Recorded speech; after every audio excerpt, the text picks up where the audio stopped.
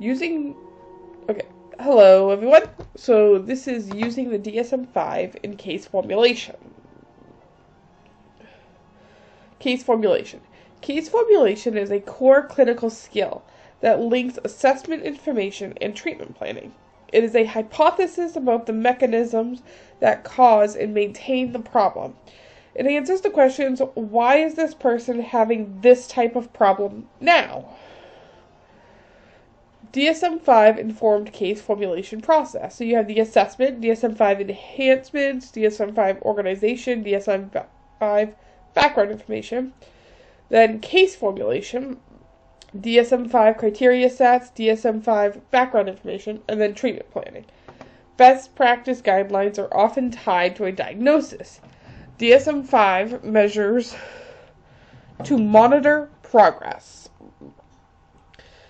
Fundamental changes in the DSM-5. Dimensional approach. The conundrum with categories. Dimensional concepts. Spectrum disorders, severity ratings, dimensional assessment tools. Lifespan perspective. Lifespan perspective is infused throughout the manual. More attention to developmental differences in presentation. New organization. Data-informed reorganization. Proximity reflects similarity. DSM-5's single access system. There is one diagnostic axis on which all of the following can be coded. All mental disorders, formerly on axis 1 and 2. Other conditions that may be the focus of treatment, formerly axis 1.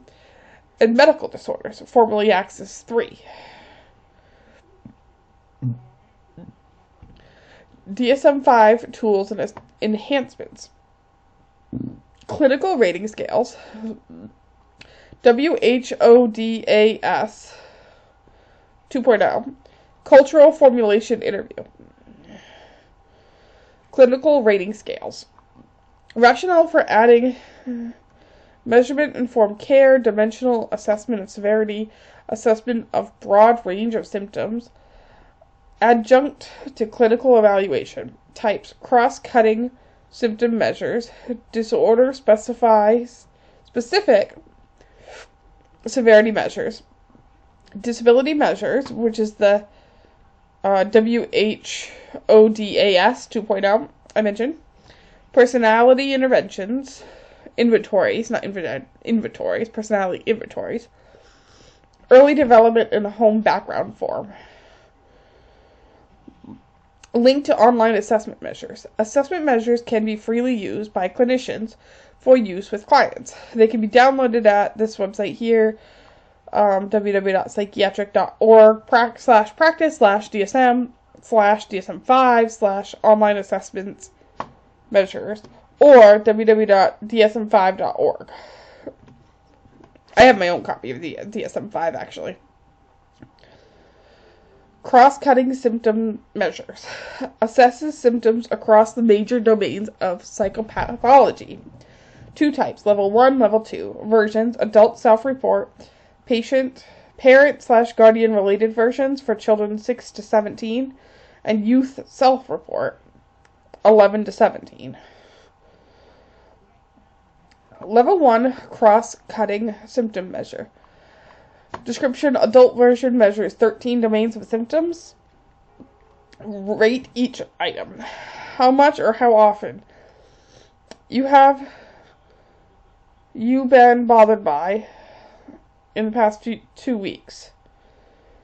That wording seems weird. Anyway, 5-point rating scale from 4, severe nearly every day, to 0, none at all.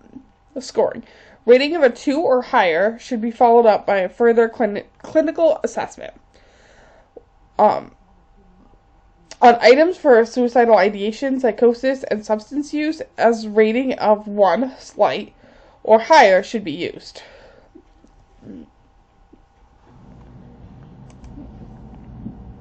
Level 2 assessment measure.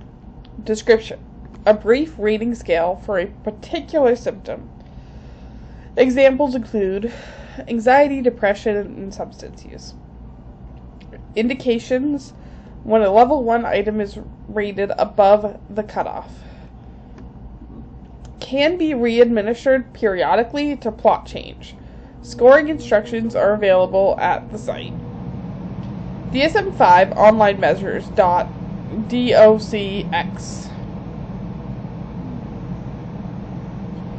Disordered specific rating scales. Description. Disordered Sorry, I got a nose thing going on. It's making it hard to breathe and talk. So let me try that again. Description. Disordered specific rating scales that correspond to the diagnostic criteria, indications used to confirm a diagnostic impressions, assess severity, and monitor progress. Versions adult, youth, and clinical related. You can get this also at DSM-5 online measures.docx. WODAS or WHODAS 2.0. Description. A 36-item measure that assesses disability in adults 18 years and older. Rating. How much difficulty have you had doing the following activities in the past 30 days? Rated 1, none, to 5, extreme or cannot do. Scoring. Calculate average score for each domain and overall. Versions, there's an adult and there's a proxy administrator. You could also find this at the DSM-5 WODAS 2 self-administered .pdf. Let's check that one out, actually. And it says file not found. I wonder if no, I can't copy it. So, if someone actually can find that and it works, let me know in the comments. Domains on the WODAS 2.0. 1. Understanding and communicating. 2. Getting around. 3. Self-care. 4. Getting along with people. 5. Life activities. And 6. Participation in society. Cultural formulation interview. Description. A 16-item semi-structured interview to assess the impact of culture on key aspects of the clinical presentation and treatment plan. Indications. Used as part of the initial assessment with any client, but is especially indicated when there are significant differences in cultural, religious, or socioeconomic backgrounds of the clinical and the individual. CFI domains. Cultural definition of the problem, causes of problem, stressors, and available supports. Coping efforts and past help seeking, current help seeking, and the clinician-client relationship. Clinical applications of the DSM-5 enhancement. During initial assessment. Administrator, level 1, cross-cutting symptom measure. Complete intake, including social history, mental status, and diagnostic assessment. Administrator level 2 measures as needed. WODAS 2.0 can be administrated as indicated. Use aspects of the CFI interview throughout. Follow-up sessions. Administer disorder-specific measures. Re-administer periodically to assess progress. DSM-5 and case formulation. Biopsychosocial model in case formulation. The 5 P's of case formulation. And doing a case formulation using the DSM-5. So the biopsychosocial model of case formulation. So you have biological factors, psychological factors, and socio-cultural factors, which all help in case formulation. The 5 P's of case formulation. You have the presenting problem. What is in the client's problem list? What are the DSM diagnoses? Predisposing factors. Over the person's lifetime, what factors contribute to the development of the problem? Think biopsychosocial. Precipitants, why now? What are the triggers or events that are exacerbating the problem? Perpetuating factors, what factors are likely to maintain the problem? Are there issues that the problem will worsen if not addressed? Protective and positive factors, what are the client's strengths that can be drawn upon? Are there any social supports or community resources? The 5 P's in the DSM-5. Diagnostic criteria. Disorder-specific criteria set, which is the presenting problem. Subtypes and specifiers, presenting problem. Explanatory text information, diagnostic features, presenting problem. Associated features, presenting problem. Prevalence, presenting problem. Development and course, predisposing,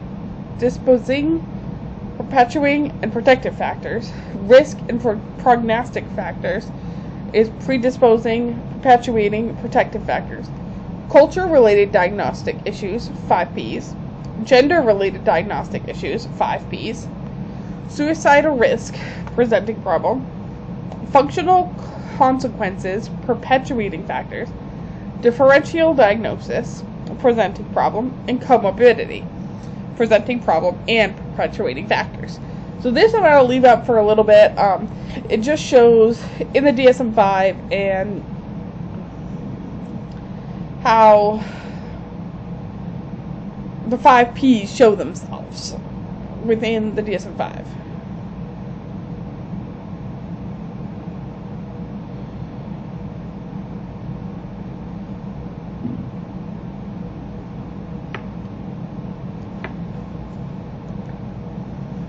Okay, on to the next thing. Case of Helen. Helen was fired from her job 1 month ago because she started making numerous mistakes and had trouble concentrating. About 3 months ago, she started feeling down. After a breakup with a man she had been dating for a few months, she has trouble falling asleep and has noticed a significant decline in her appetite. She feels like a failure and believes that no one will want to hire her again. She has thoughts of committing suicide, but admits, "I could never do it. The only thing that seems to help is when she participates in a Bible reading group every Tuesday night." She explains, "During that time, I'm more like my old self, and at least that night I can sleep." She also reports that her mood improves when she visits her friends. However, she reports such low energy throughout the day that she is unable to schedule a job interview. She had a similar episode about 2 years ago, after she was laid off from her former job. She reports that it took 4 months before she began feeling normal again and positive about herself. Her history indicates that her mother had severe depression and was hospitalized on several occasions when Helen was young. She describes her as negative and often absent in her youth. However, Helen always did well in school and had an active social life. Her work history has been very consistent up to her layoff. So, this shows the diagnostic workup. So, level 1, positive for depression, sleep problems, and avoiding certain events. PHQ-9 score equals 20, severe. WODA's 2.0. General disability score is 85, which is mild. Subscale life activities 14, which is moderate. Subscale participation in society 28, which is moderate. Differential diagnosis. What are the possibilities? Diagnostic impressions. So, the diagnostic impressions in this is major depressive disorder, recurrent, severe severity. Other problems related to employment as well. Case formulation. Why is she so depressed? Predisposing factors, precipitating factors, perpetuating factors, positive or protective factors. How does the diagnostic and case formulation inform your treatment plan? So, guide to case formulation. State the problem or diagnostic impression. State the precipitant.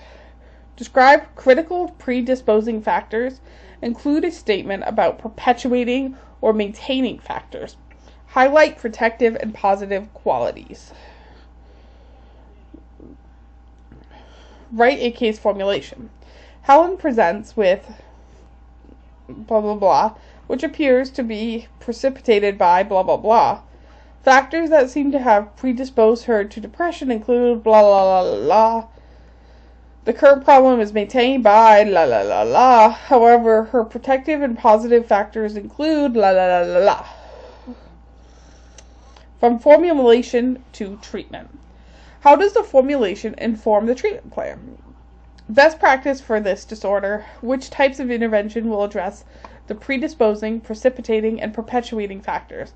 How do you ensure that diversity factors are considered? How do you tailor treatments so that they are more strength-based? Final thoughts. Begin using DSM-5 enhancements. DSM-5 can help you identify the 5 Ps. Case formulation is a skill that has been tied to better outcomes. And then we just have the reference page.